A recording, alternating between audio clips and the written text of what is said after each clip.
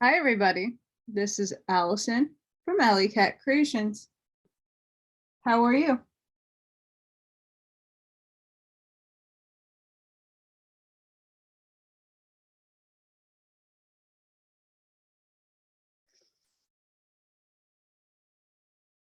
I'm hanging in. Um, got a property tax bill in the mail. I can't pay. So I'm letting universe figure that one out for me. Because I wasn't able to pay it the last time, and it's fun.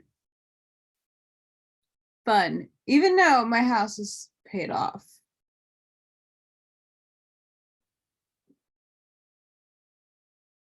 You go figure all the taxes that were paid, that my parents paid on all of that. I got my purr kitty over here sleeping. So please don't forget to hit the like button, to subscribe, and to share the awesome content that I put out. I really do want to thank everybody in all sincerity and with a lot of gratitude to everybody that reaches out to me with comments, and their perspective is beautiful. I'm like happy to build this amazing community. And I do want to put this out there. My content is for anybody that's interested in the work that I'm putting out. It's spiritually based. There is religious context to a lot of it, but I'm not religious, as I've stated, at all. I'm very spiritual. But it's worth reading these books, whether it's the doctoral metaphysics, whether it's the existential philosophy, my favorite philosophers, Awaspe Urantia, Law of One, the Keys of Enoch, the tablets, the Enuma Elish, all those things all tie in together. All of it does, believe it or not. So I just want to put that out there. There's a lot of you who are like intense, who know the ins and outs of these books. Which is why if you're ever wanting to come on as a guest and I can interview you, or you could just talk about freely like what your take is, I would love that. There's a lot of people now just waking up to this information. And as much as I want to go really in depth with some things, I don't, because I don't want to lose people. That's something that, I've learned in my life. Sometimes I come off really intense when I'm doing readings, or I'm just talking to people and I lose them. And it's obviously I'm not going to dull down myself for other people, but when you're putting out information that's new to other people, I try to keep it light and airy, with although putting my perspective in there and sharing. So I don't want anybody to feel that because you're just waking up and that you're new to all this information, that like you're not, you are absolutely welcomed here. There's much to learn. I have a lot to learn from all these geniuses, and I'm calling you that not out of disrespect. There are people who are super well read and versed in these books, so don't feel frightened. They're also wanting to share their knowledge and their perspective, and I want all of us to come together and blend this information together and spread it, because that's how we're going to get the knowledge out. And it's knowledge to different perspectives. It really is. And it enlightens me and like drives me to do this every day. Not because I have bills to pay and that my internet, I think I got another month out of my internet. But my birthday month is April. The big 3-9. Yes, I'm not old, but I'm not old, but I'm an ancient soul. Ancient old soul. But my birthday's in April, mid-April. And I'm going to see if I can push this as long as I possibly can. Trying. But yeah, I just wanted to put that out there for everybody who does watch my videos. I'm seeing that picking up now in viewership and people are liking. So keep up that good work. And thank you to everybody who follows me and who's been amazing. This has kept me from doing stupid things. This has kept me with a schedule and researching and going bananas with this stuff so I can get it out to share it with everybody. I'm excited to do this. Okay. I talked about reading Carlos Castaneda, The Active Side of Infinity. And I didn't know how I wanted to do this. But I think I'm going to do what I'm doing with Urantia and Alaspe and read it like chapter to chapter.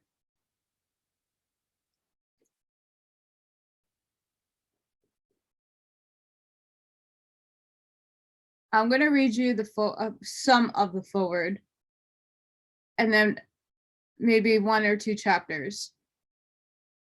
The information out of this book and out of all of his works, and I haven't been able to get my hands on other books that he's had because they're not young and some of them are out of circulation. So I'm looking for more of his books, but I felt like starting with this one today.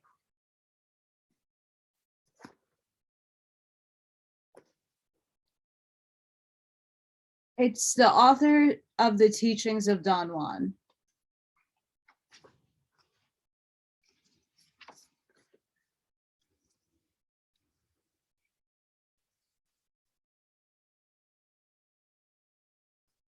So I'm going to read the other syntax. And this is why this book is so good. Did the universe really begin? Is the theory of the Big Bang true? These are not questions, though they sound like they are. Is the syntax that requires beginnings, developments, and ends as statements of fact the only syntax that exists? That's the real question. There are other syntaxes. There is one, for example, which demands that varieties of intensity be taken as facts. In that syntax, nothing begins and nothing ends. Thus, birth is not a clean, clear-cut event, but a specific type of intensity, and so is maturation, and so is death. A man of this syntax, looking over his equations, finds that he has calculated enough varieties of intensity to say with authority that the universe never began and will never end, but that it has gone and is going now and will go through endless fluctuations of intensity. That man could very well conclude that the universe itself is a chariot of intensity, and that one can broad it to journey through changes without end. He will conclude all that and much more, perhaps without ever realizing that he is merely confirming the syntax of his mother tongue.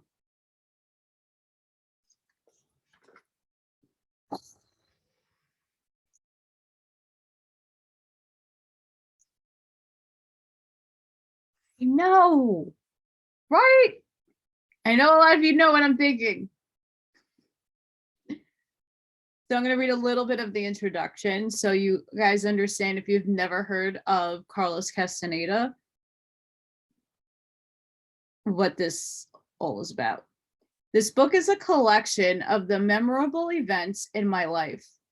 I gathered them following the recommendation of Don Juan Matas, a Iroquois Indian shaman from Mexico, who, as a teacher, endeavored for 13 years to make available to me the cognitive world of the shamans who lived in Mexico in ancient times.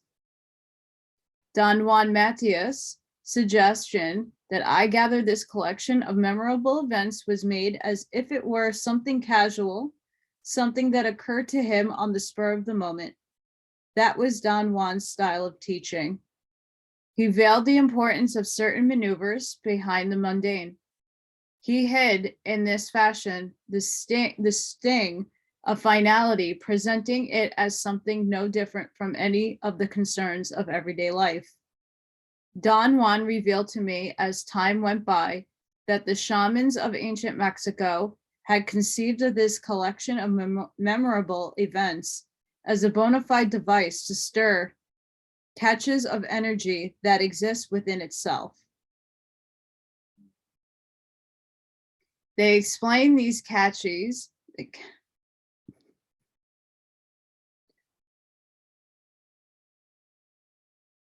sachis of energy that exists within itself. Caches. They explain these caches as being composed of energy that originates in the body itself and becomes displaced, pushed out of reach by the circumstances of our daily lives. In this sense, the collection of memorable events was for Don Juan and the shamans of his lineage the means for redeploying their unused energy. The prerequisite for this collection was a genuine overall consuming act of putting together the sum total of one's emotions and realizations without sparing anything. According to Don Juan, the shamans of his lineage were convinced that the collection of memorable events was the vehicle for the emotional and energetic adjustment necessary for venturing in terms of perception into the unknown. Don Juan described the total goal of the shamanistic knowledge that he handled as the preparation for facing the definitive journey, the journey that every human being has to take at the end of his life. He said that through their discipline and resolve, shamans were capable of retaining their individual awareness and purpose after death. For them, the vague idealistic state that modern man calls life after death was a concrete region filled to capacity with practical affairs of a different order than the practical affairs of daily life, yet bearing a similar functional practicality. Don Juan considered that to collect the memorable events in their lives was for shamans the preparation for their existence into that concrete region, which they called the active side of infinity. Why I need to read this to all of you, because it's a different type of perspective. It's from the shamans. But it's written in such a way that it's like you have to read it word for word. So I'm going to find chapter 1. I'm going to read chapter 1, a journey of power. At the time I met Don Juan, I was fairly studious anthropology student, and I wanted to begin my career as a professional anthropologist by publishing as much as possible. I was bent on climbing the academic ladder, and in my calculations, I had determined that the first step was to collect data on the uses of medicinal plants by the Indians of the southwestern United States. I first asked a professor of anthropology who had worked in this area for advice about my project.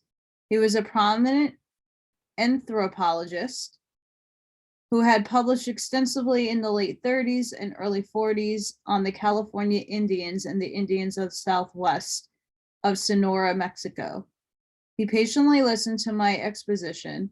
My idea was to write a paper called Anthropobotanical Data. Sorry, guys, I'm bad at that. Published in a journal that dwelt exclusively with anthropological issues of the southwestern United States. I proposed to collect medicinal plants, take the samples to the botanical garden at UCLA to be properly identified, and then described why and how the Indians of the Southwest used them. I envisioned collecting thousands of entries. I envisioned publishing a small encyclopedia on the subject. The professor smiled forgivingly at me. I don't want to dampen your enthusiasm, he said in a tired voice, but I can't help commenting negatively on your eagerness. Eagerness is welcome in anthropology, but it must be properly channeled. We are still in the golden age of anthropology. It was my luck to study with Alfred Kober and Robert Lowe, two pillars of social science. I hadn't betrayed their trust. Anthropology is still the master discipline. Every other discipline should stem from anthropology. The entire field of history, for example, should be called historical anthropology, and the field of philosophy should be called philosophical anthropology. Man should be the measure of everything. Therefore, anthropology, the study of man, should be the core of every other discipline. Someday it will. Maybe. I looked at him bewildered. He was, in my estimation, a total passive, benevolent old professor who had recently had a heart attack. I seemed to have struck a chord of passion in him. Don't you think that you should pay more attention to your formal studies, he continued, rather than doing field work? Wouldn't it be better for you to study linguistics? We have in the department here one of the most prominent linguistics in the world. If I were you, I'd be sitting at his feet, catching any drift emanating from him.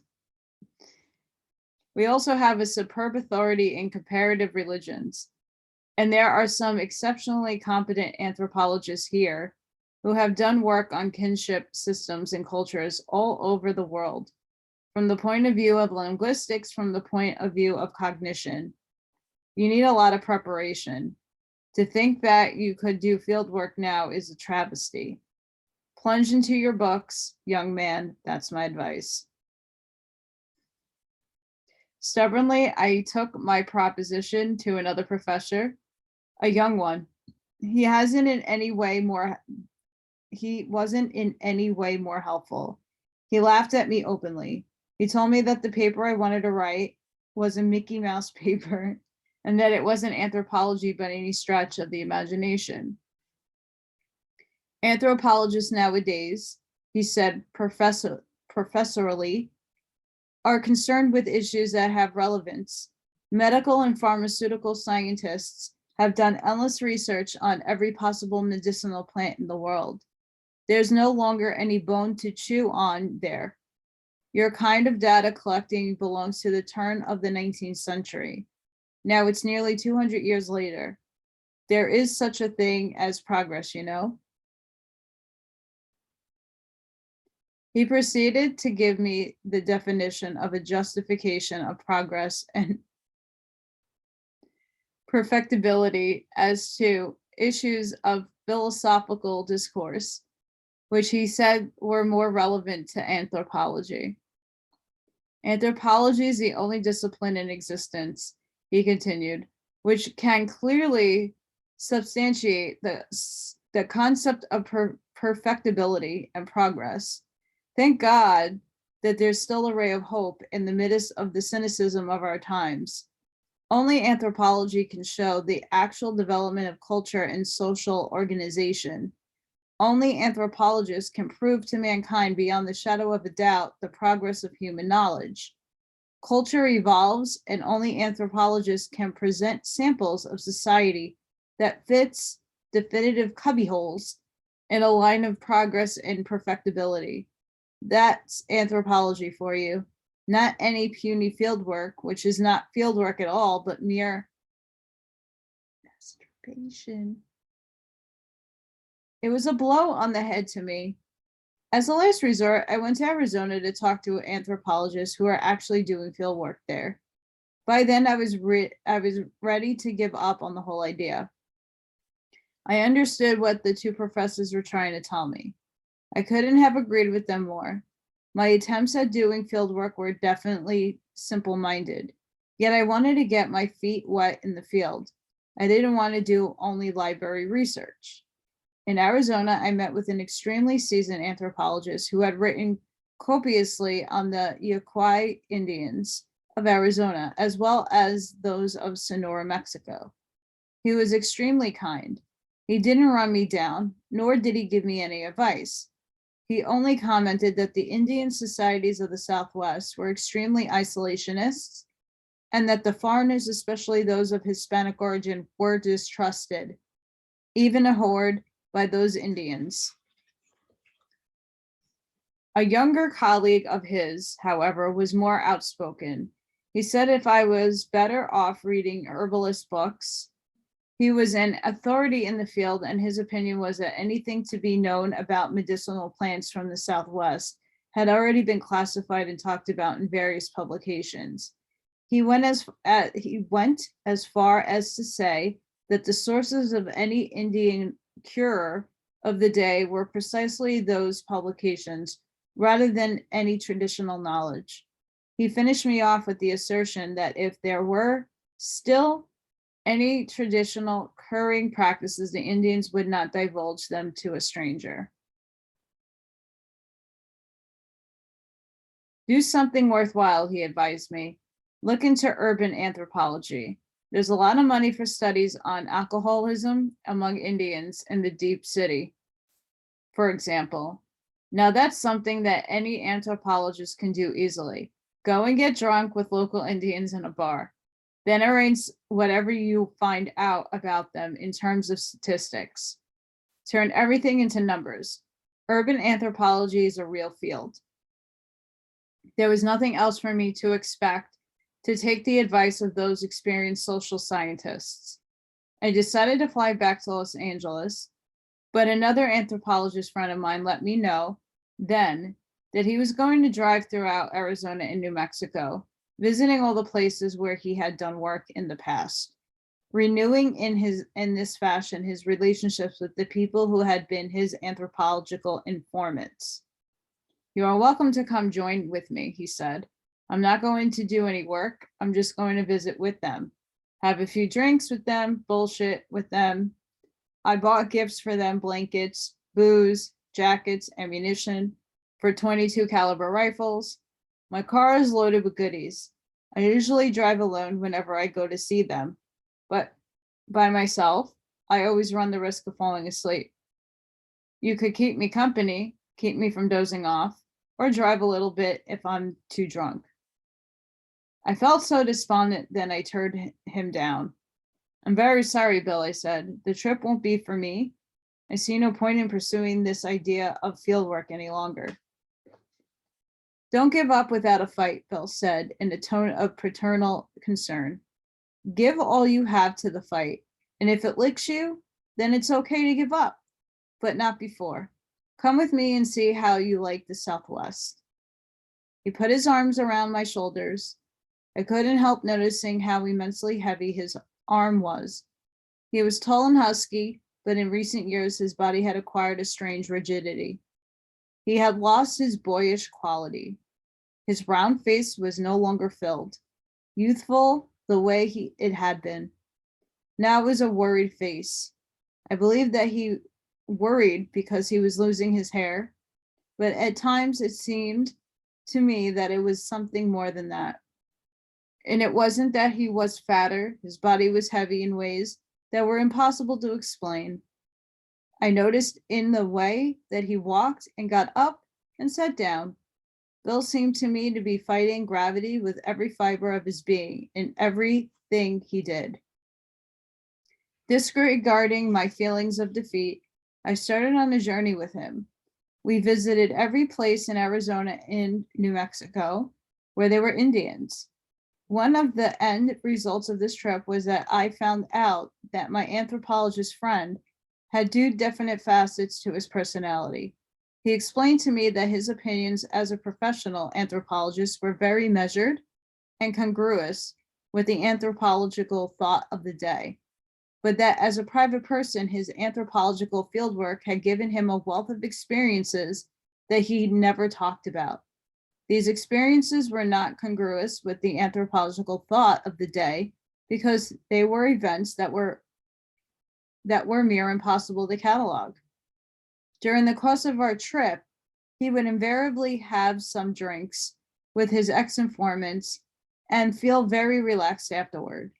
I would take the wheel then and drive as he sat in the passenger seat, taking sips from a bottle of a 30-year-old Valentine's. It was then that Bill would talk about his uncatalogued experiences. I have never believed in ghosts, he said abruptly one day.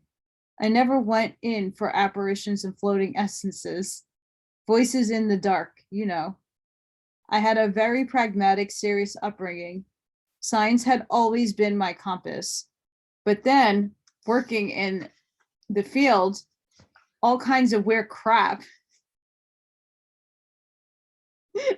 began to filter through to me. Putting a pause there. It normally does. It did for my mom. She saw a shadow figure walk up the stairs, thought it was me, called my name, and I'm like, I'm in bed sleeping. What are you talking about? I didn't go downstairs. Oh no. What was that? I saw something. Okay, and then I had to take the sage out and explain to her what she saw.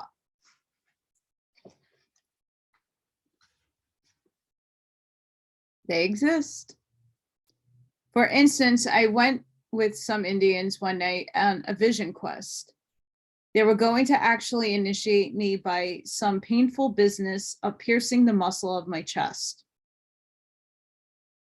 They were preparing a sweat lodge in the woods. I had resigned myself to withstand the pain. I took a couple of drinks to give me strength. And then the man who was going to intercede for me with the people who actually performed the ceremony yelled in horror and pointed at a dark, shadowy figure walking towards us. And who knows what that figure is? We're going to find out, but oh my goodness, that's scary.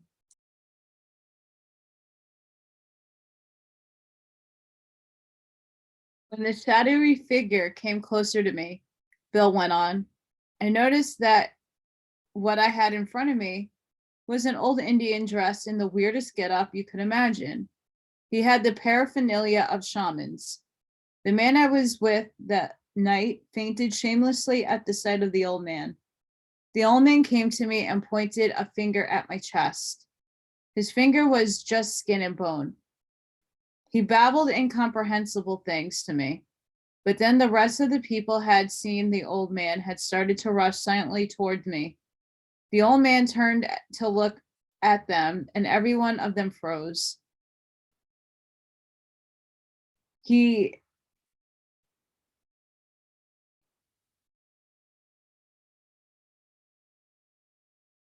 Okay, this is a word I have never seen before, so give me a minute. Harangued them for a moment. Okay, hang on. Because I'm not going to give this book back to any means. I'm going to find out what that word means. Yes, even I, with all the words and technical stuff that I read that I can't pronounce, but I've seen before, I know what it means. I don't know what that means. We all have those moments. His voice was something unforgettable. It was as if he were talking from a tube, or as he had something attached to his mouth that carried the words out of him. I swear to you that I saw the man talking inside his body, and his mouth broadcasting the words as a mechanical apparatus. After arguing the man, the old man continued walking past me, past them, and disappeared, swallowed by the darkness. Bill said that the plan to have an initiation ceremony went to pot. It was never performed, and the men, including the shamans in charge, were shaking in their boots. He stated that they were so frightened that they disbanded and left. People who had been friends for years, he went on, never spoke to each other again. They claimed that what they had seen was an apparition of an incredibly old shaman, and that it would bring bad luck to talk about it among themselves. In fact, they said that the mere act of setting eyes on one another would bring them bad luck. Most of them move away from the area. Why did they feel that talking to each other or seeing each other would bring them bad luck? I asked him. Those are their beliefs, he replied. A vision of that nature means to them that the apparition spoke to each of them individually. To have a vision of that nature is, for them, the luck of a lifetime. And what was the individual thing that the vision told each of them? I asked. Beats me, he replied. They never explained anything to me. Every time I asked them, they entered into a profound state of numbness. They haven't seen anything. They hadn't heard anything. Years after the event, the man who had fainted next to me swore to me that he had just faked the faint because he was so frightened that he didn't want to face the old man, and that what he had to say was understood by everybody at a level other than language comprehension. Bill said that in his case, that what the apparition voiced to him, he understood as having to do with his health and his expectations in life. What do you mean by that? I asked him. Things are not that good for me, he confessed. My body doesn't feel well. But do you know what is really the matter with you? I asked. Oh, yes, he said nonchalantly. Doctors have told me, but I'm not going to worry about it or even think about it. Bill's revelations left me feeling thoroughly uneasy. This was a facet of his person that I didn't know. I had always thought that he was a tough old cookie. I could never conceive of him as vulnerable. I didn't like our exchange, but it was, however, too late for me to retreat. Our trip continued. On another occasion, he confided that the shamans of the Southwest were capable of transforming themselves into different entities, and that the categorization schemes of bear shaman or mountain lion shaman, etc., should not be taken as euphemisms or metaphors because they were not. Shapeshifters. And I'm going to say this before I keep going, because this is just amazing. In a lot of and shamans come from different parts of the world. It's not just like Southwest. They're in the far reaches of Scandinavia, all the way out to Mongolia. They're everywhere. They can journey. And some of them know how to shapeshift into animals. That's why when you go to a reader, sometimes you have totems, animal totems, of animals that are connected to you. I have bears, wolves, kitties. And I think my bird is falcon. I'm not 100% sure.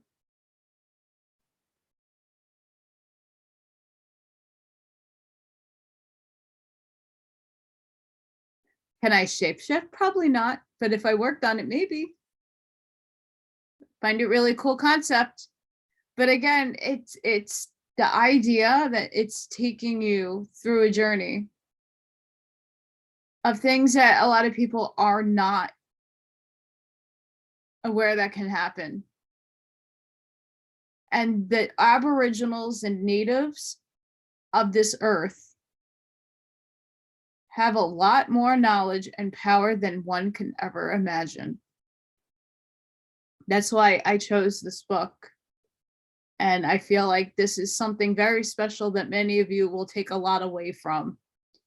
Even though it might be a little long drawn out in some spots, bear with me.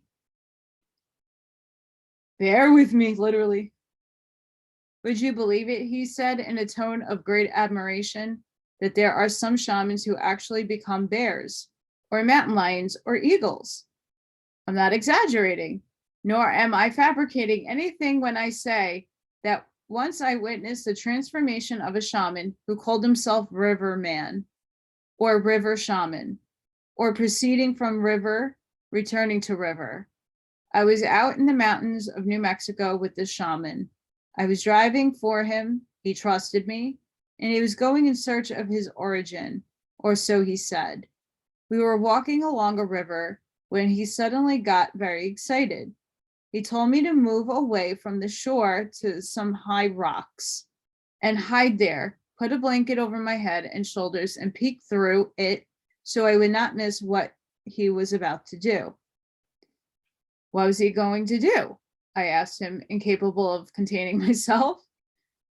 I didn't know, he said. Your guess would have been as good as mine. I have no way of conceiving of what he was going to do. He just walked into the water, fully dressed. When the water reached him at mid-calf, because it was a wide but shallow river, the shaman simply vanished, disappeared.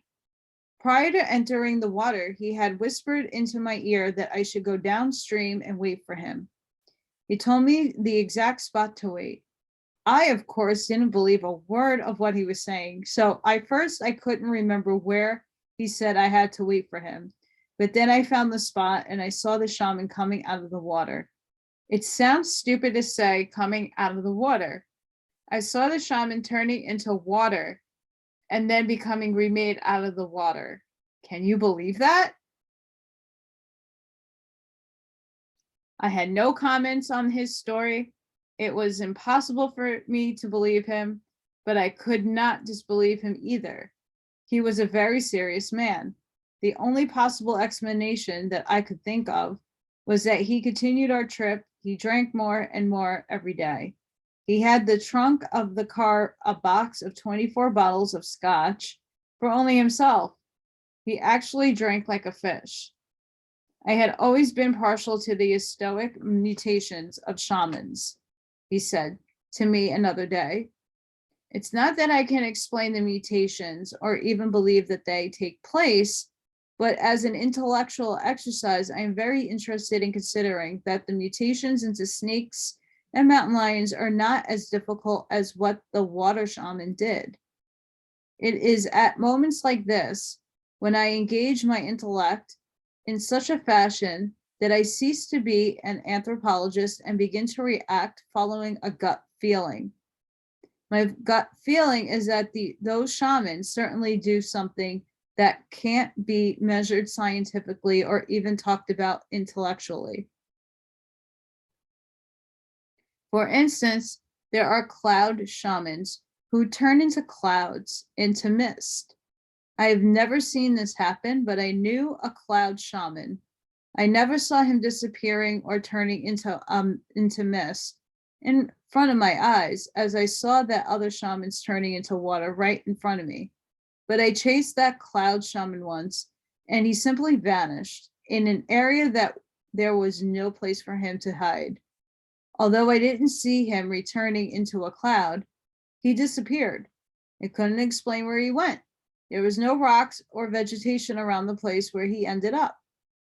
I was there half a minute after he was, but the shaman was gone. I chased that man all over the place for information, Bill went on. He wouldn't give me the time of day. He was very friendly to me, but that was all. Bill told me endless other stories about strife and political factions among Indians in different Indian reservations, or stories about personal vendettas, animosities, friendships, etc., which did not interest me in the least. On the other hand, his stories about shamans, mutations, and apparitions had caused a true emotional upheaval in me. I was at once both fascinated and appalled by them.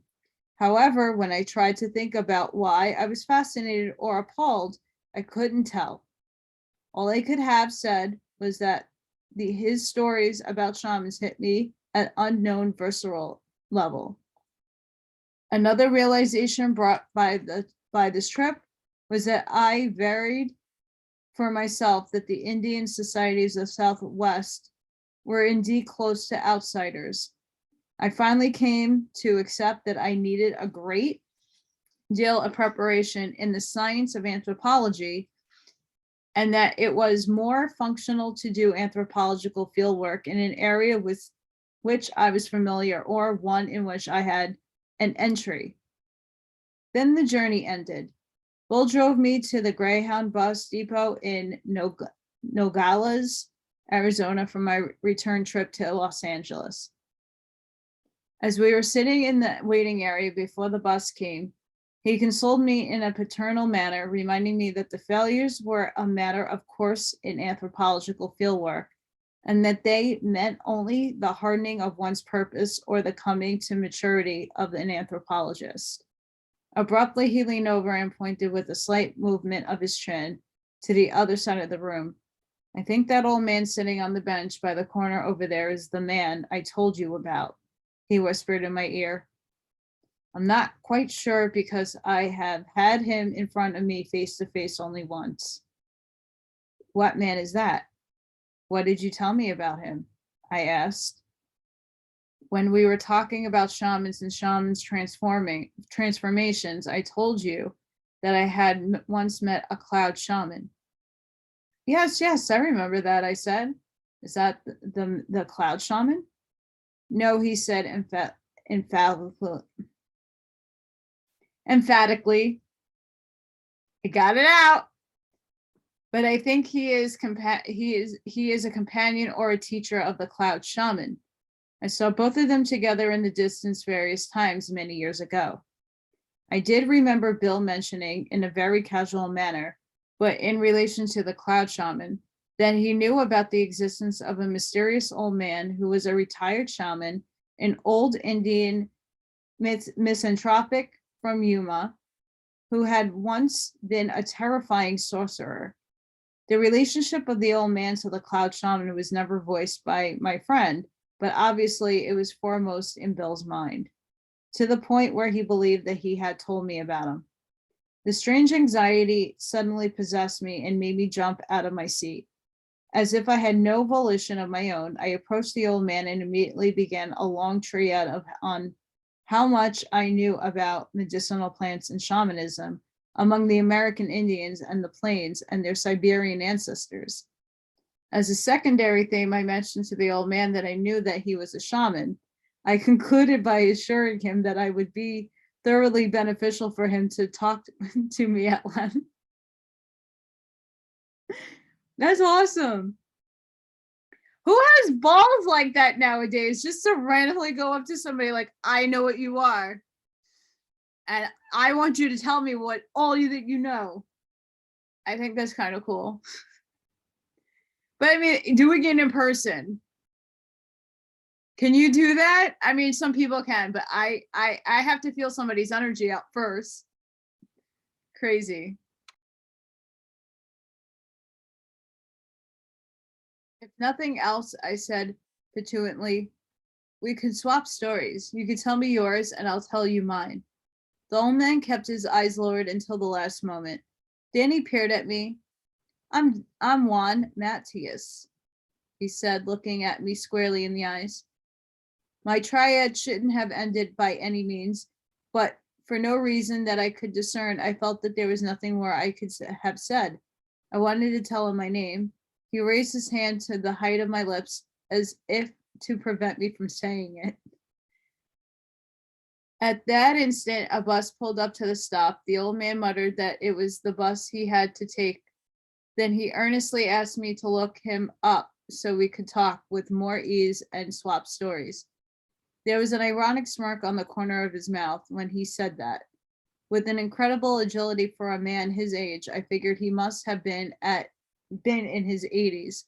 He covered in a few leaps the 50 yards between the bench where he was sitting and the door of the bus, as if the bus had stopped just to pick him up. It moved away as soon as he jumped on, and the door had closed. After the old man left, I went back to the bench where Bill was sitting. What did he say? What did he say? He asked excitedly. He told me to look him up and come to his house to visit, I said. Even said that we could talk more there. But what did you say to him to get him to invite you to his house? He demanded.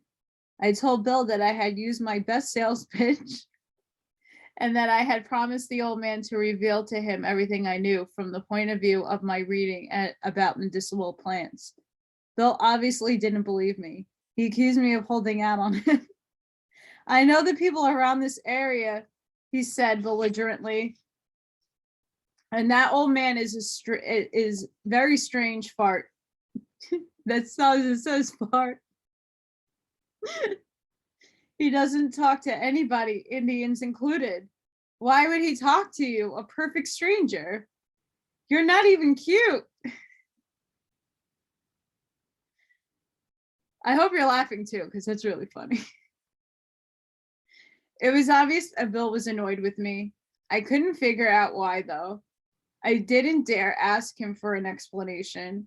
He gave me the impression of being a bit jealous. Perhaps he felt that I had succeeded where he had failed. However, my success had been so inadvertent that it didn't mean anything to me except for Bill's casual remarks.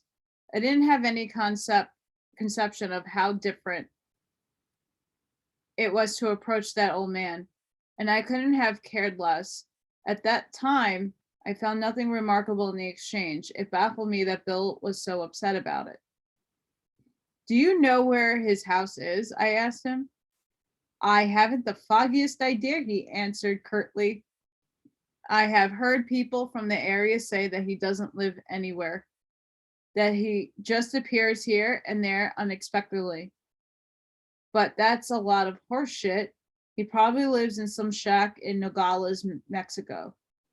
Why is he so important? I asked him. My question made me gather enough courage to add, you seem to be upset because he talked to me. Why? Without any ado, he admitted that he was chagrined because he knew how useless it was to try to talk to that man. That old man is as rude as anyone else could be, he added. At best, he stares at you without saying a word when you talk to him. At other times, he doesn't even look at you. He treats you as if you didn't exist. The only time I tried to talk to him, he brutally turned me down. Do you know what he said to me? He said, if I were you, I wouldn't waste my energy opening my mouth. Save it, you need it. That is so rude. Oh my goodness.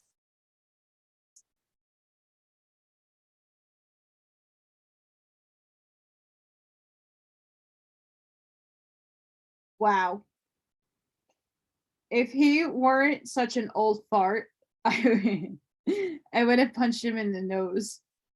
I pointed out to Bill that to call him an old man was more a figure of speech than an actual description. He didn't really appear to be that old, although he was definitely old. He possessed a tremendous vigor and agility. I felt that Bill would have failed miserably if he had tried to punch him in the nose. The old Indian was powerful. In fact, he was downright scary. I didn't voice my thoughts.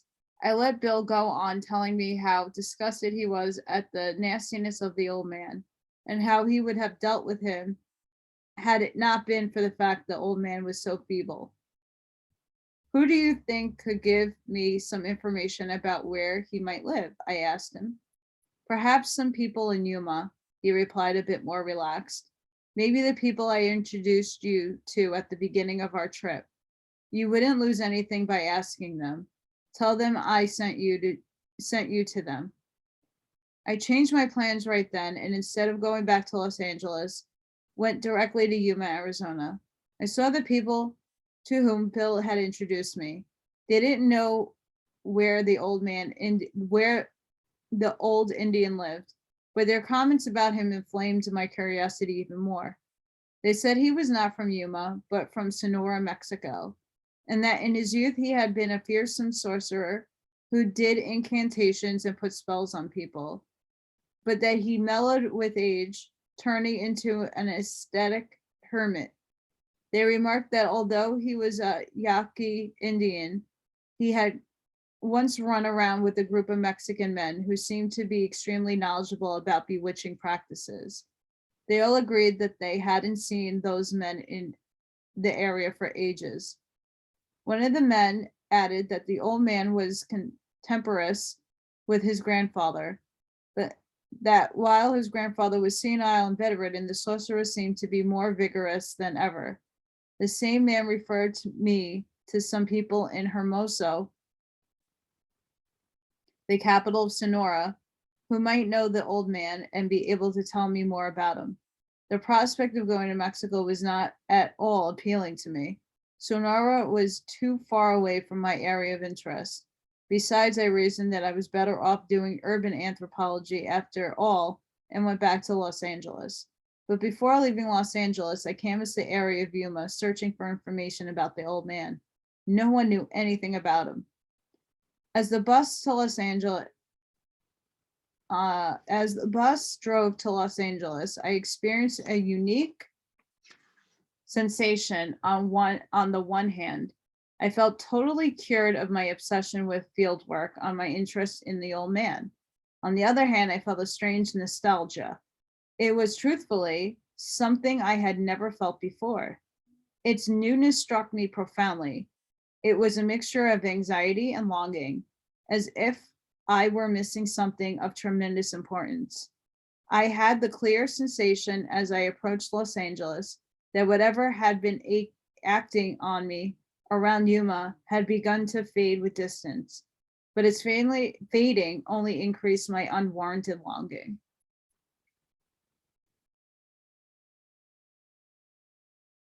Okay, I'm going to read chapter 2 and I'll end on that. The intent of infinity. But before I do,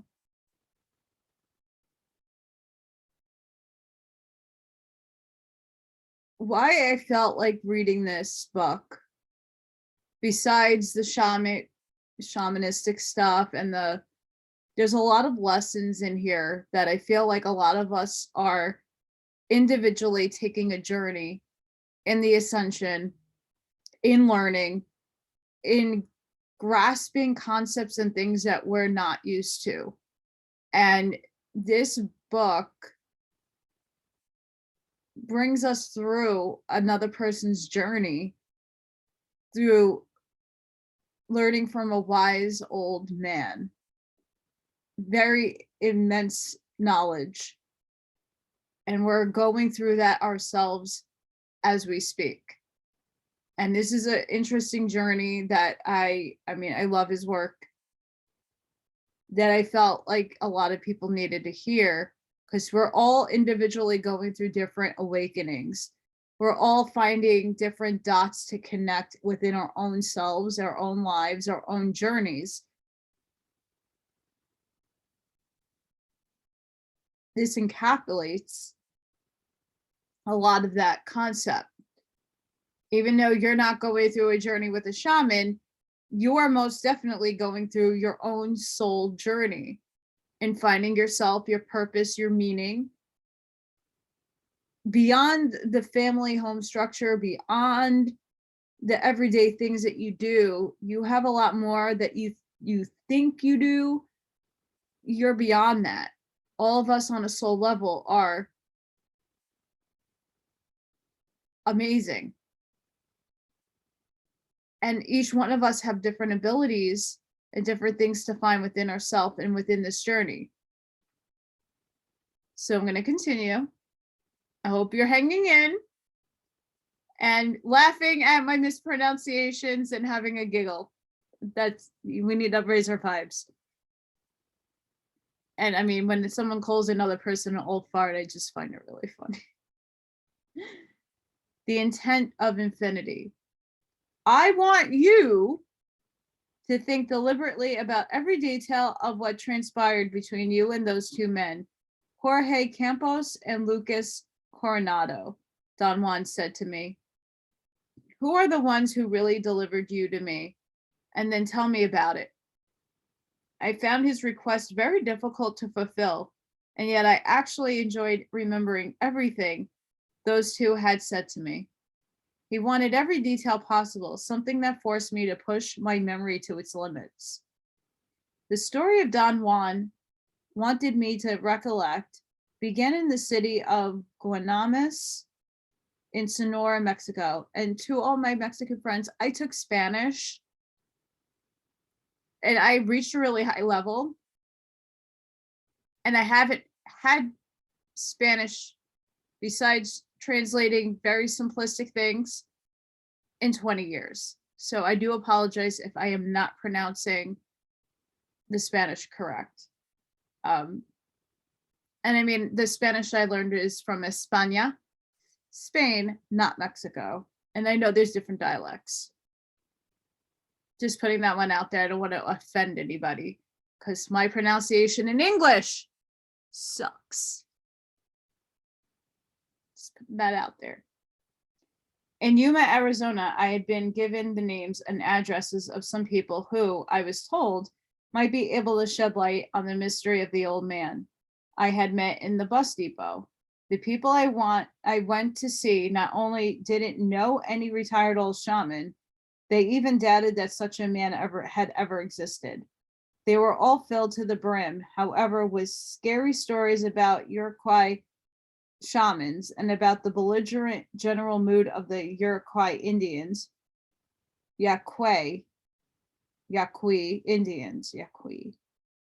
They insinuated that perhaps in Vacom, a railroad station town between the cities of Guamas and Ciudad Obregón, I might find someone who could perhaps steer me in the proper direction. Is there anyone in particular I could look up? I asked. Your best bet would be to talk to a field inspector of the official government bank, one of the men suggested. The bank has a lot of field inspectors. They know all the Indians of the area because the bank is the government institution that buys their crops. And every Iroquois is a farmer, the proprietor of a parcel of land that he can call his own as long as he cultivates it. Do you know any field inspectors? I asked. They looked at each other and smiled apologetically at me. They did not know any, but strongly recommended that I should approach one of those men on my own and put my case to him. In Viacom station, many attempts at making contact with the field inspectors of the government bank were a total disaster. I met 3 of them, and when I told them what I wanted, every one of them looked at me with utter distrust. They immediately suspected I was a spy sent there by the Yankees to cause problems that they could not clearly define, but about which they made wild speculations ranging from political agitation to industrial espionage. It was unsubstantiated belief of everyone around there that there were copper deposits in the lands of Iroquois Indians and that the Yankees coveted them. After this resounding failure, I retreated to the city of Guamas and stayed at a hotel that was very close to the fabulous restaurant. I went there 3 times a day. The food was superb.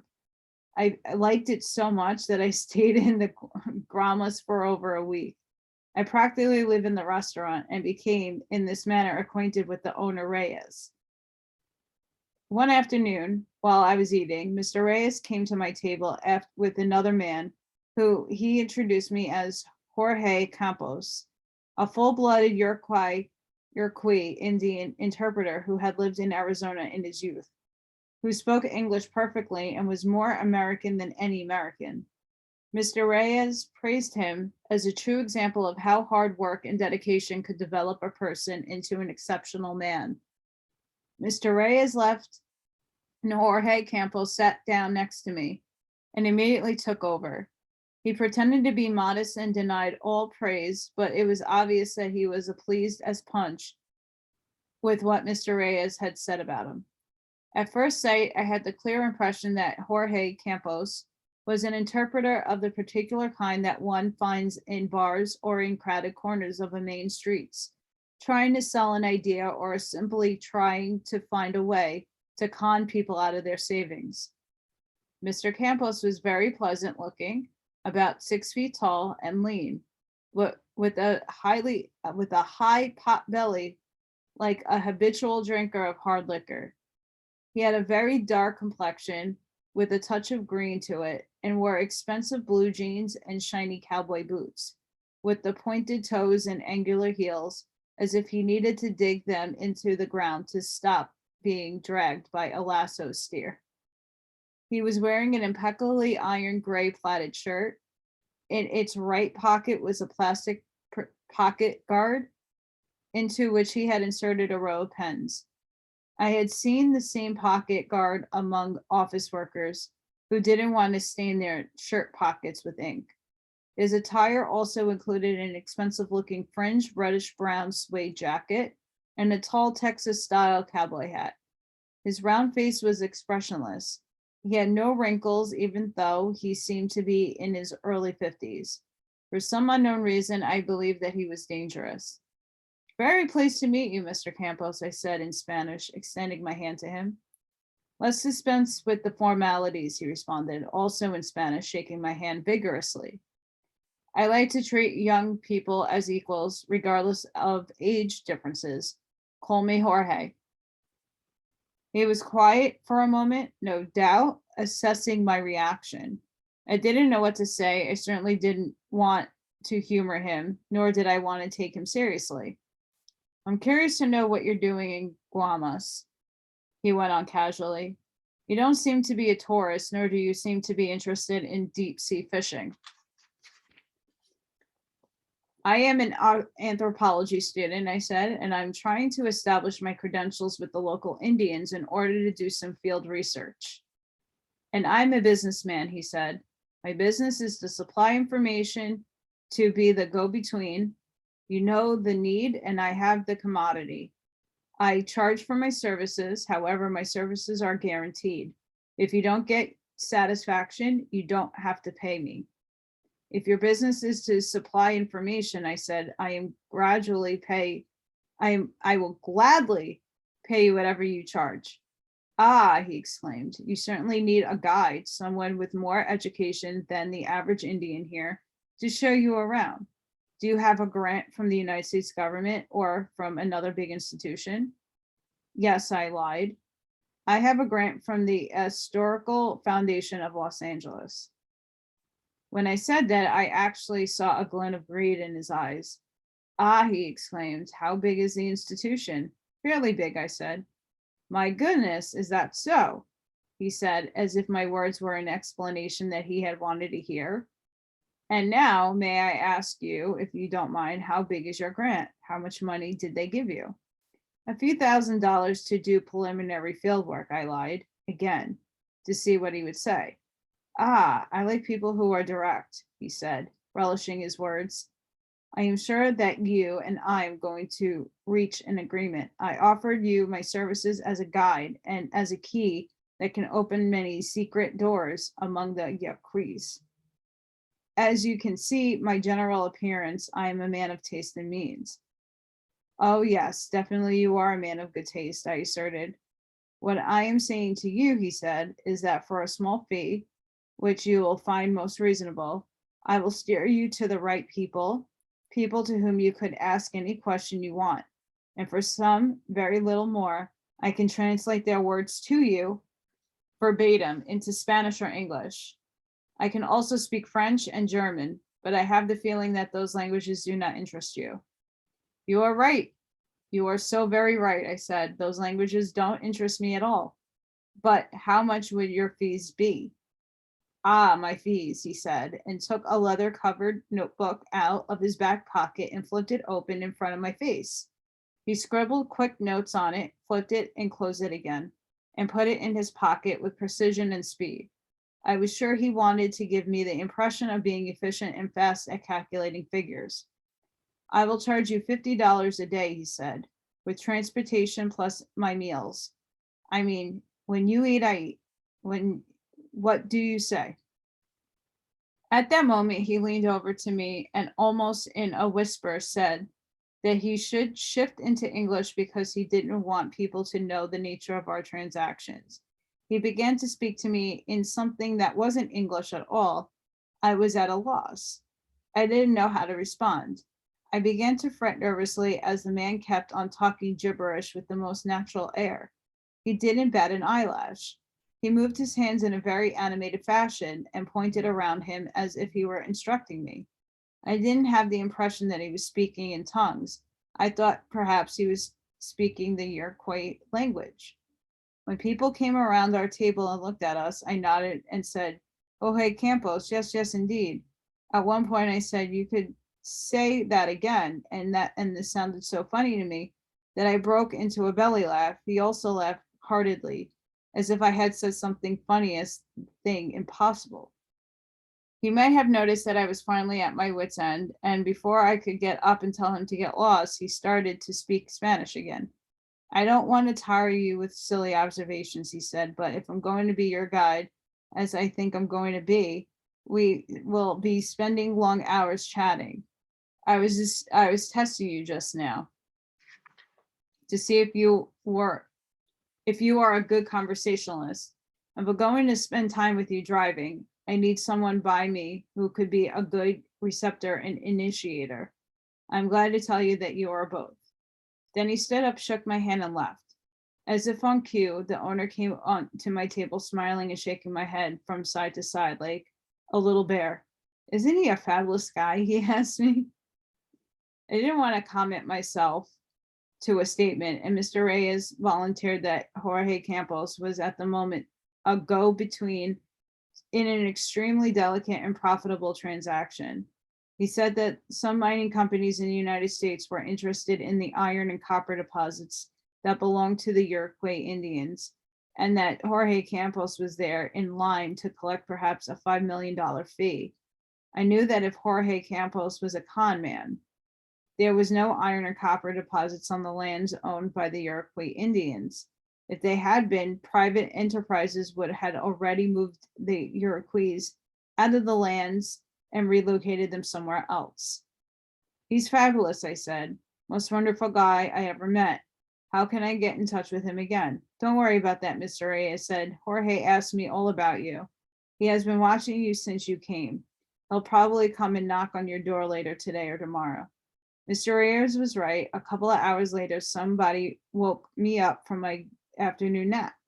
It was Jorge Campos. I had intended to leave Guaymas in the early evening and drive all night to California. I expected him that I was leaving, but that I would come back in a month or so. "Ah, but you must stay now that I have decided to be your guide," he said. "I'm sorry, but we'll have to wait for this because my time is very limited now," I replied.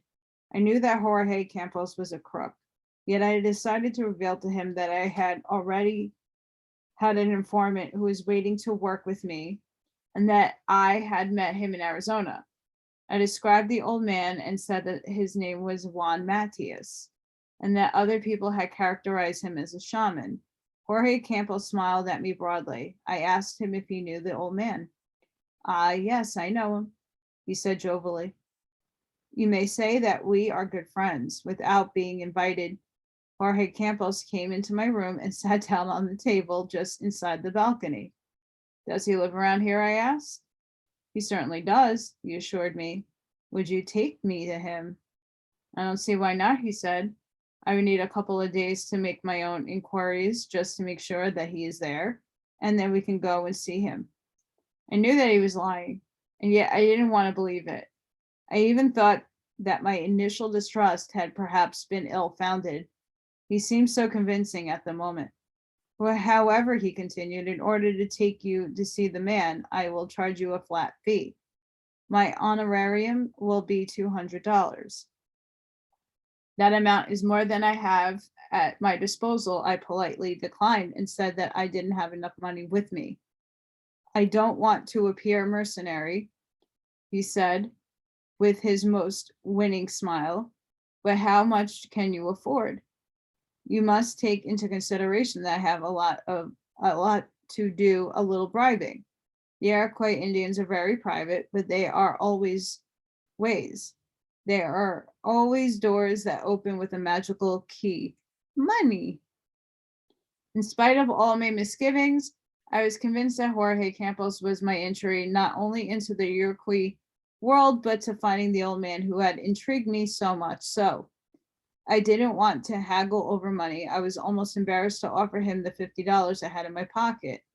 I am at the end of my stay here, I said as a sort of apology, so I had nearly run out of money. I have only $50 left.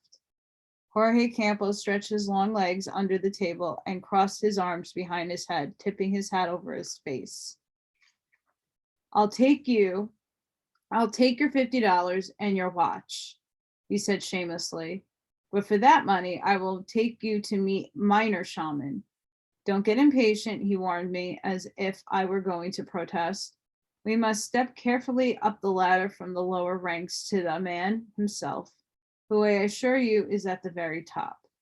And when I could meet this minor shaman, I asked, handing him the money and my watch. Right now, he replied as he sat straight up and eagerly grabbed the money and the watch. Let's go. There's not a moment to waste. We got into my car and directed me to head it off from the town of Potham, one of the traditional Iroquois towns along the Iroquois River. As we drove, he revealed to me that we were going to meet Lucas Coronado, a man who was known for his sorcery feats, his shamanic trances, and for the magnificent mass that he made for the Iroquois festivities of Lent. Then he shifted the conversation to the old man, and what he said was in total contradiction to what others have said to me about the man. Well, as they described him as a hermit and retired shaman, Jorge Campos portrayed him as the most potent curer and sorcerer of the area, a man whose fame had turned him into a nearly inaccessible figure. He paused like an actor, and then he delivered his bow. He said that to talk to the old man on a steady basis, the way anthropologists like to do, was going to cost me at least $2,000. I was going to protest such a drastic hike in price, but he anticipated me. For $200, I could take you to him, he said. Out of those $200, I can clear about 30. The rest would go for bribes. But to talk to him at length will cost more. You yourself could figure that out. He has actual bodyguards, people who protect him. I have to sweet talk them and come up with dough for them. In the end, he continued, I give you a total account with receipts and everything for your taxes. Then you will know that my commission was setting it all up is minimal. I felt a wave of admiration for him. He was aware of everything, even receipts for income tax. He was quiet for a while, as if calculating his minimal profit. I had nothing to say. I was busy calculating myself, trying to figure out a way to get $2,000. I even thought of really applying for a grant. But are you sure the old man would talk to me? I asked. Of course, he assured me. Not only will he talk to you, he's going to perform sorcery for you, for what you pay him. Then you could work out an agreement with him as to how much you could pay him for further lessons.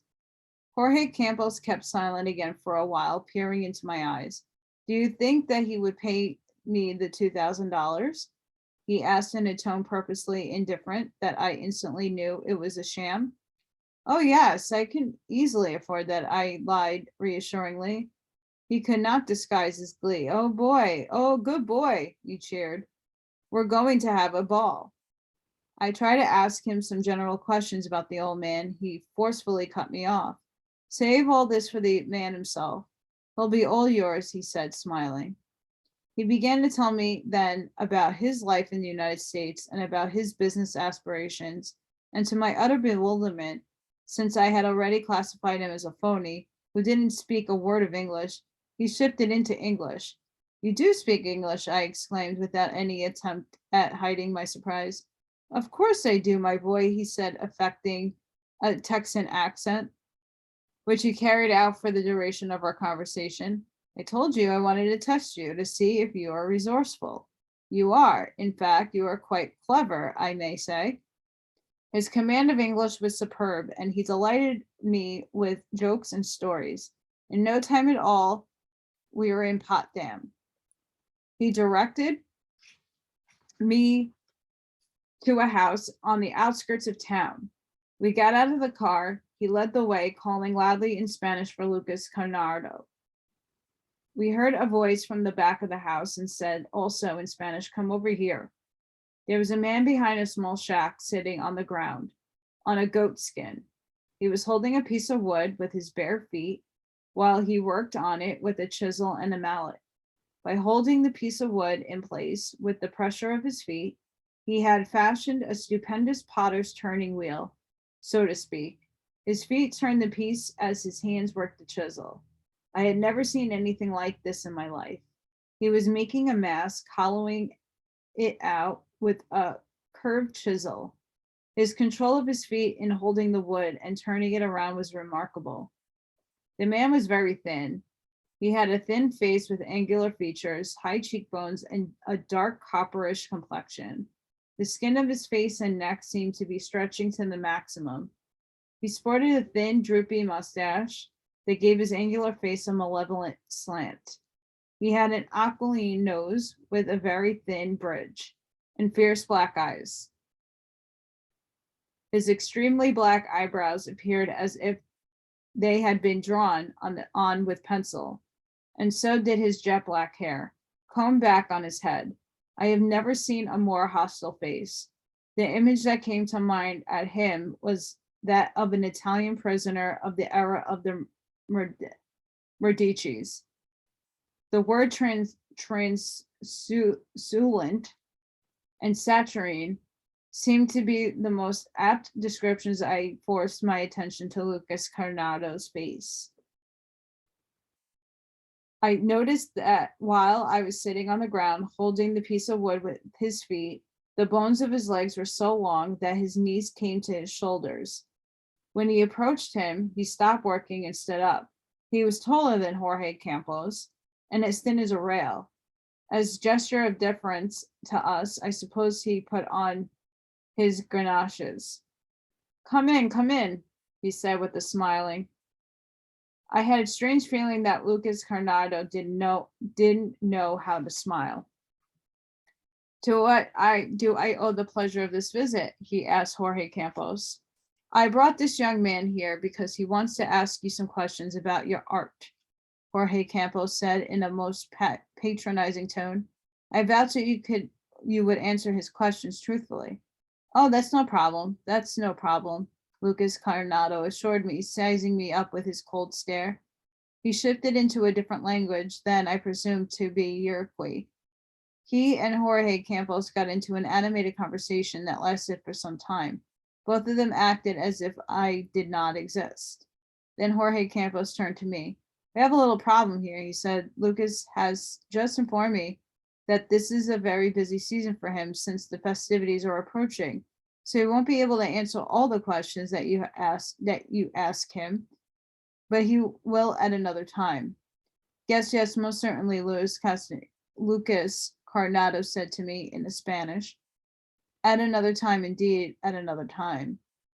We had to cut our visit short, Jorge Campos said, but I'll bring you back again.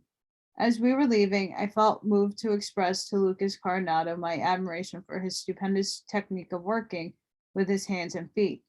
He looked at me as if I was mad. His eyes widened with surprise. You've never seen anyone working on a mask? He hissed through out clenched teeth.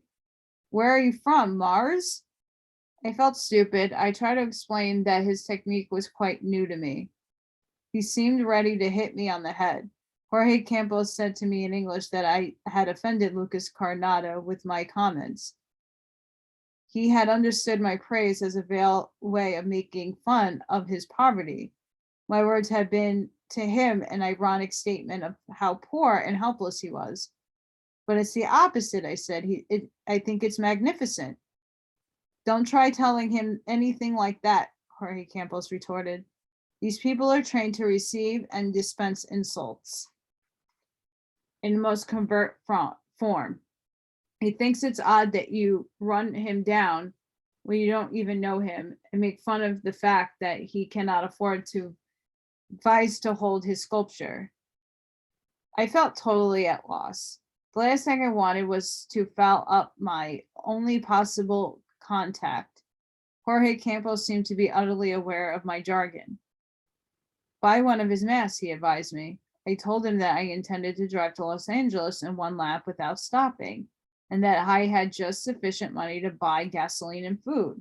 Well, I'll give him your leather jacket, he said matter-of-factly, but in a confidential, helpful tone.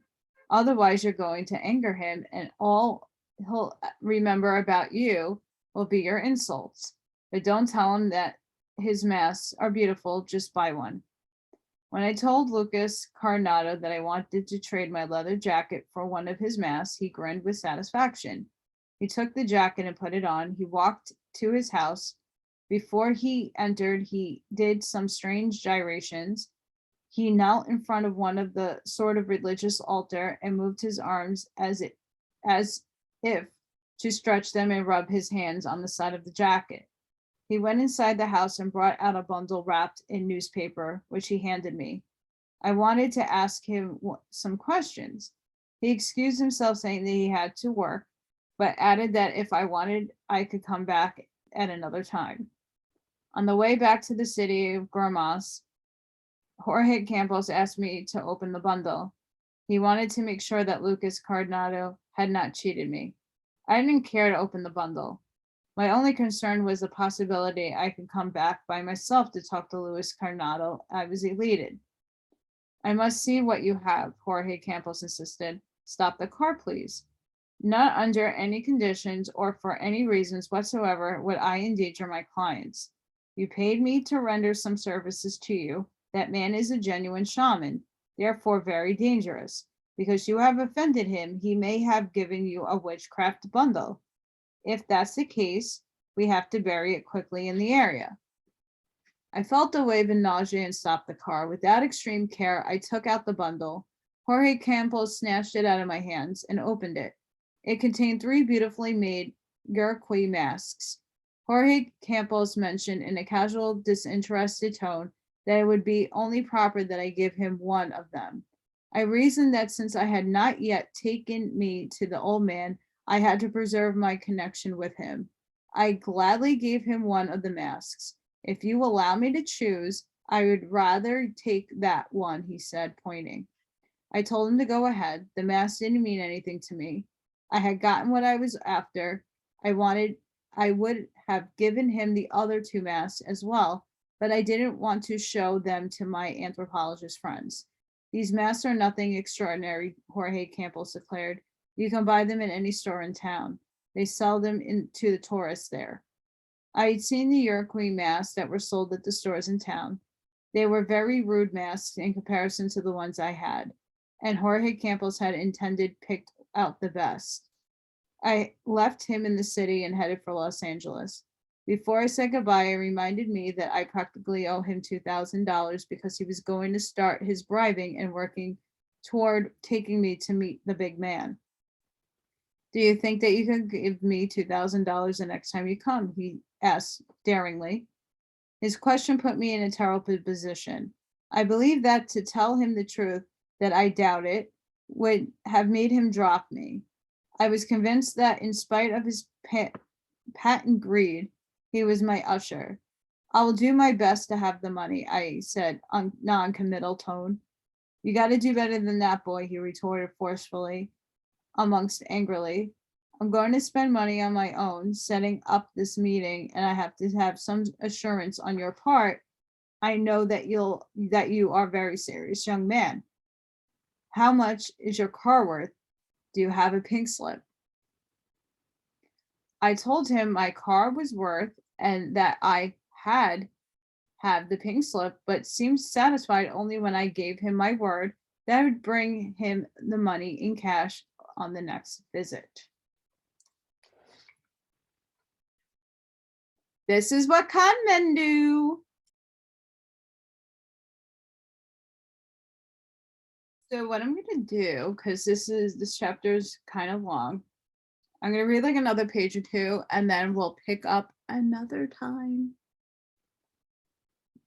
It's getting juicy. 5 months later, I went back to Guaymas to see Jorge Campos. $2,000 at the time was a considerable amount of money, especially for a student. I thought if perhaps he were willing to take partial payments, I'd be more than happy to commit myself to pay the amount in installments. I couldn't find Jorge Campos anywhere in Guaymas.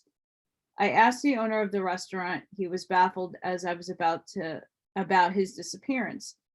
He had just vanished, he said. I'm sure he went back to Arizona or Texas, where he had business. I took a chance and went to see Lucas Castaneda by myself. I arrived at his house at midday. I couldn't find him either. I asked his neighbors if they knew where he might be. They looked at me belligerently and didn't dignify me with an answer. I left, but went by his house again in the late afternoon. I didn't inspect anything at all. In fact, I was prepared to leave for Los Angeles immediately. To my surprise, Lucas Castaneda was not only there, but was extremely friendly to me. He frankly expressed his approval to seeing that I had come without Jorge Campos, who he said was an outright pain in the ass. He complained that Jorge Campos, to whom he referred to as a renegade Iroquois Indian, took delight in exploiting his fellow Iroquois. I gave Luis Castaneda some gifts that I had brought him and brought from him 3 masks, an exquisitely carved staff, and a pair of rattling snake leggings made out of cocoons of some insects from the desert, leggings which the Iroquois used in their traditional dances. Then I took him to Guaymas for dinner. I saw him every day for 5 days that I remained in the area, and he gave me endless amounts of information on the Iroquois, their history and social organization, and the meaning and nature of their festivities. I was having such a fun as a field worker that I even felt reluctant to ask him if he knew anything about the old shaman. Overcoming second thoughts, I finally asked Lucas Castaneda if he knew the old man whom Jorge Campos had assured me was such a prominent shaman. Lucas Castaneda seemed perplexed. He assured me that, to his knowledge, no such man had ever existed in the part of the country, and that Jorge Campos was a crook who only wanted to cheat me out of my money. Hearing Lucas Castaneda deny the existence of the old man was terrible, unexpected impact on me. In one instance, it became evident to me that I really didn't have a damn about field work. I only cared about finding that old man. I knew that the meeting the old shaman had indeed been a culmination of something that had nothing to do with my desires, aspirations, or even thoughts as an anthropologist. I wondered more than ever who in the hell that old man was.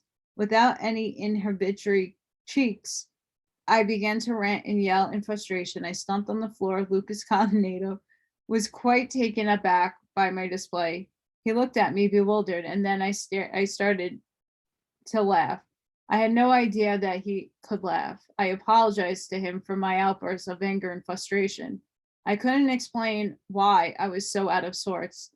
Lucas Castaneda seemed to understand my quandary.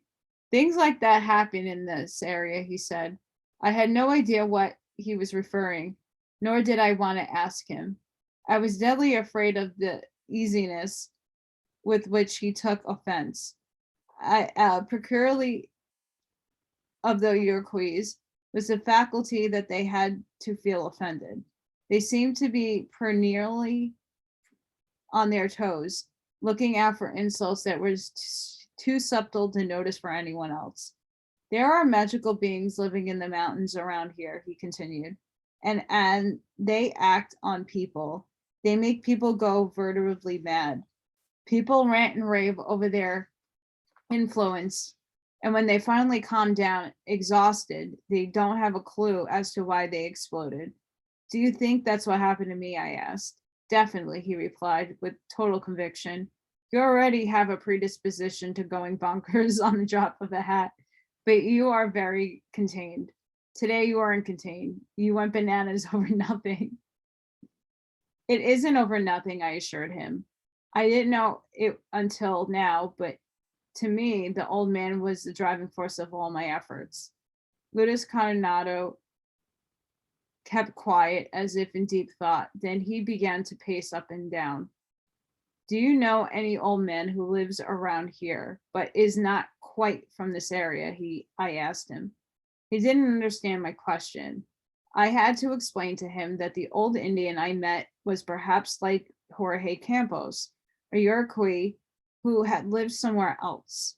Lucas Castaneda explained that the surname Matos was quite common in the area, but that he didn't know any Matias whose first name was Juan. He seemed despondent.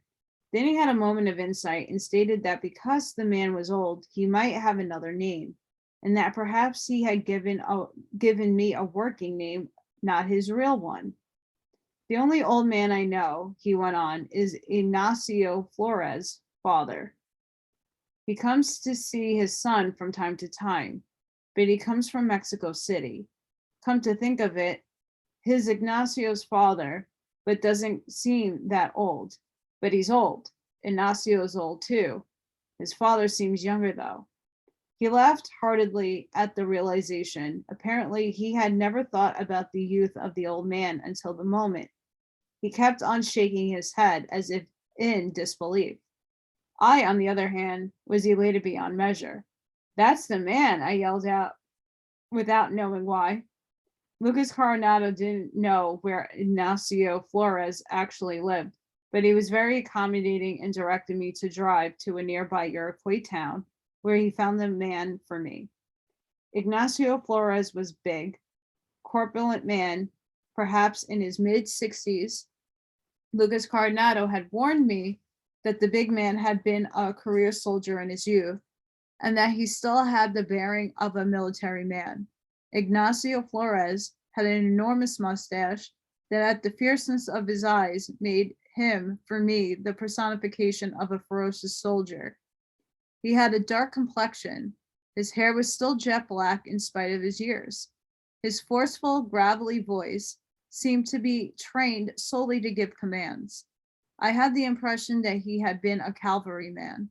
He walked as if he were still wearing spurs, and for some strange reason impossible to fathom, I heard the sound of spurs when he walked. Lucas Castaneda introduced me to him and said that I had come from Arizona to see his father, whom I had met in Nogales. Ignacio Flores didn't seem surprised at all. Oh, yes, he said, my father travels a great deal. Without any other preliminaries, he directed us to where we could find his father. He didn't come with us, I thought out of politeness. He excused himself and marched away as if we were keeping step in a parade. I prepared myself to go to the old man's house with Lucas Castaneda.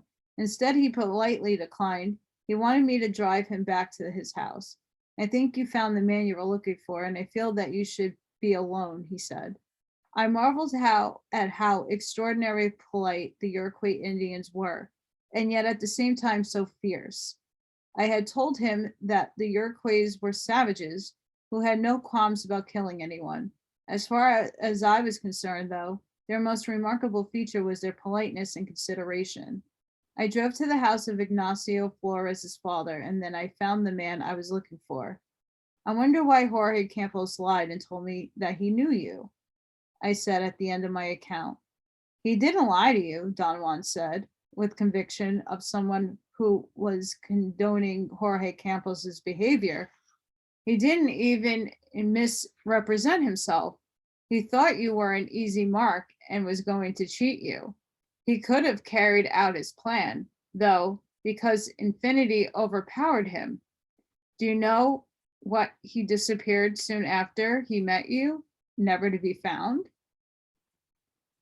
Jorge Campos was a most meaningful personage for you, he continued. You will find in whatever transpired between the two of you a sort of guiding blueprint because he is the representation of your life. Why? I'm not a crook, I protested. He laughed. He laughed as if he knew something that I didn't. The next thing I knew, I found myself in the midst of an extensive explanation of my actions, my ideals, my expectations. However, a strange thought urged me to consider with some fervor, with which I was explaining myself that under certain circumstances, I might be like Jorge. I found that through inadmissible, and I used all my available energy to try to disprove it. However, down in the depths of myself, I didn't care to apologize if I were like Jorge Campos. When I voiced my dilemma, Don Juan laughed so hard that he choked many times. If I were you, he commented, I listened to my inner voice. What difference would it make if you were like Jorge Campos? A crook. He was a cheap crook. You are more elaborate. This is the power of the recounting. This is why sorcerers use it. It puts you into contact with something that you didn't even expect existed in you.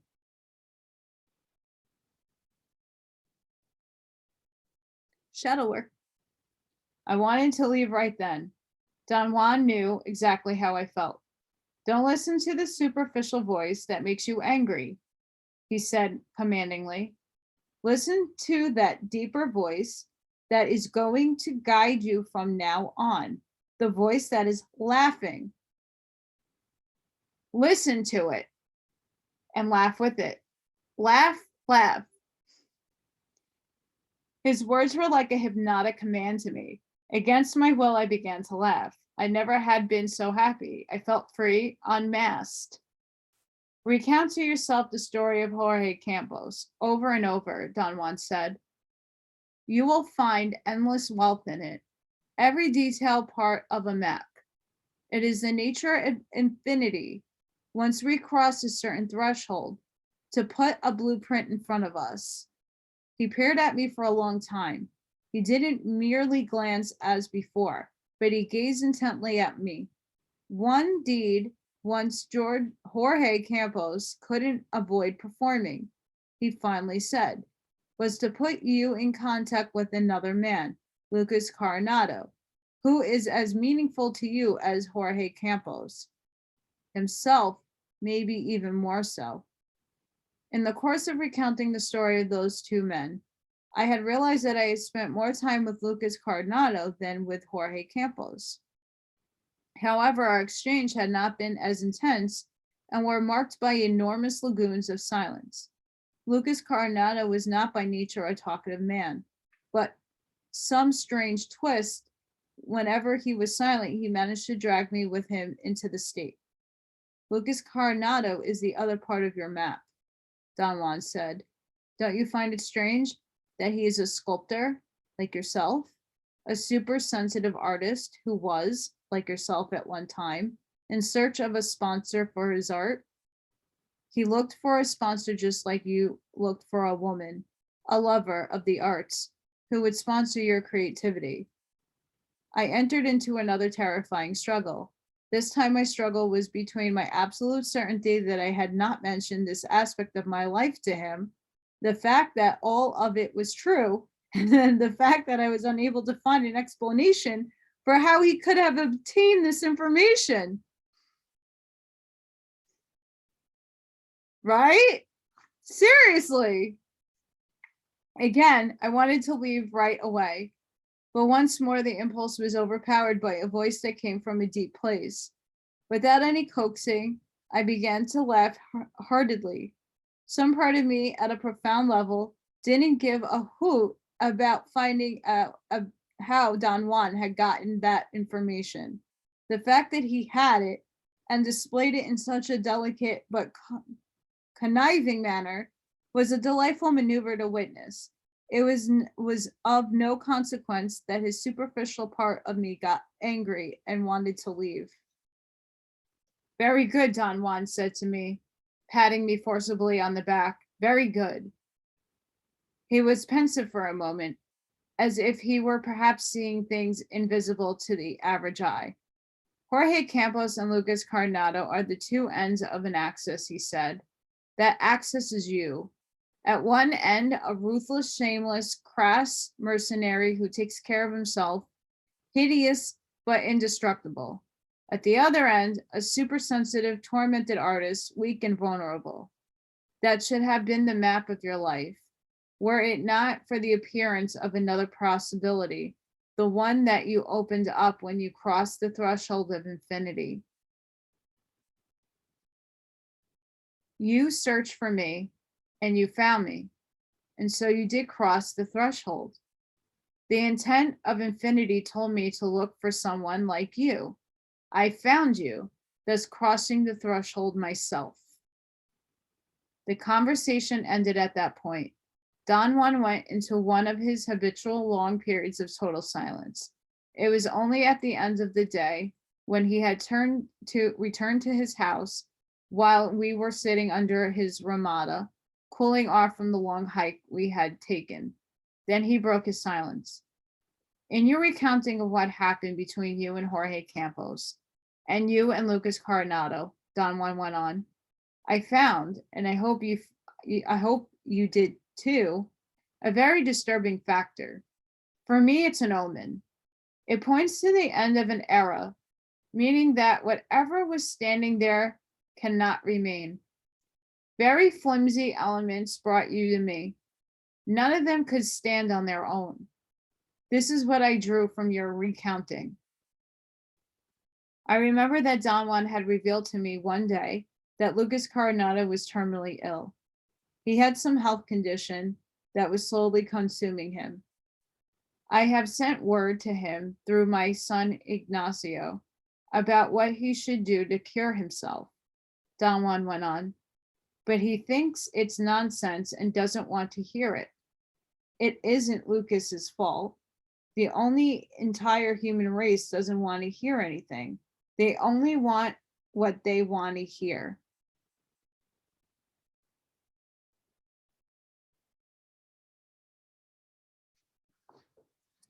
I'm going to repeat that for everybody that's still hanging on with me, because it's important to hear that.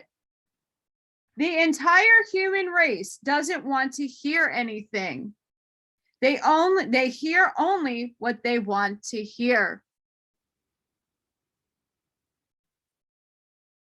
I remember that I had prevailed upon Don Juan to tell me what I could say to Lucas Coronado to help him alleviate his physical pain and mental anguish. Don Juan not only told me what to tell him, but to assert that if Lucas Coronado wanted to, he could easily cure himself. Nevertheless, when I delivered Don Juan's message, Lucas Coronado looked at me as if I had lost my mind. Then he shifted into a brilliant and, had I been a Iroquois, deeply insulting portrayal of a man who was bored to death by someone's unwarranted insistence. I thought that only a Iroquois Indian would be so subtle. Those things don't help me, he finally said defiantly, angered by my lack of sensibility. It doesn't really matter. We all have to die. But don't you dare believe that I have lost hope. I'm going to get some money from the government bank. I'll get an advance on my crops, and then I'll get enough money to buy something that will cure me. Ipso facto. Its name is vitaminol. What is vitaminol? I had asked. It's something that's advertised on the radio.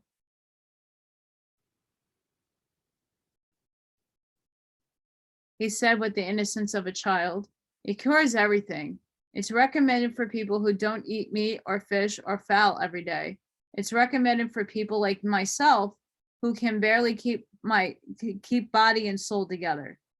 In my eagerness to help Lucas Coronado, I committed right then the biggest blunder imaginable in a society of such hypersensitive beings as the Iroquois. I offered to give him the money to buy vitaminol. His cold stare was the measure of how deeply I had hurt him. My stupidity was unforgivable. Very softly, Lucas Castaneda said that he was capable of affording vitamin all himself. I went back to Don Juan's house. I felt like weeping. My eagerness had betrayed me. Don't waste your energy worrying about things like that, Don Juan said coldly.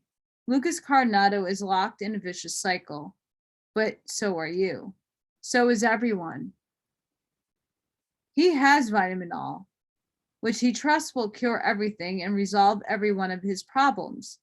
At the moment, he can't afford it, but he has great hopes that eventually it will be able to. Don Juan peered at me with his piercing eyes. I told you that Lucas Castaneda acts are the map of your life, he said. Believe me, they are. Lucas Castaneda pointed out vitamin L to you, and he did it so powerfully and painfully that he hurt you and made you weep. Don Juan stopped talking. It was a long and most efficient pause. And don't tell me that you don't understand what I mean, he said. One way or another, we all have our own version of vitamin all.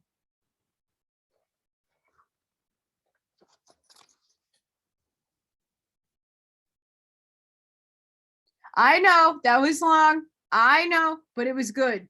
You have to admit it. You got something out of that. Many of us are on this journey of finding out who we are, healing parts of ourselves, going through a journey, meeting people in our lives that we don't know why they walked into our lives for. And some people we realize, oh, they were the karmic person we needed to heal a wound, or that we gave them something. There's always a reason why people walk into your life and why things happen to us.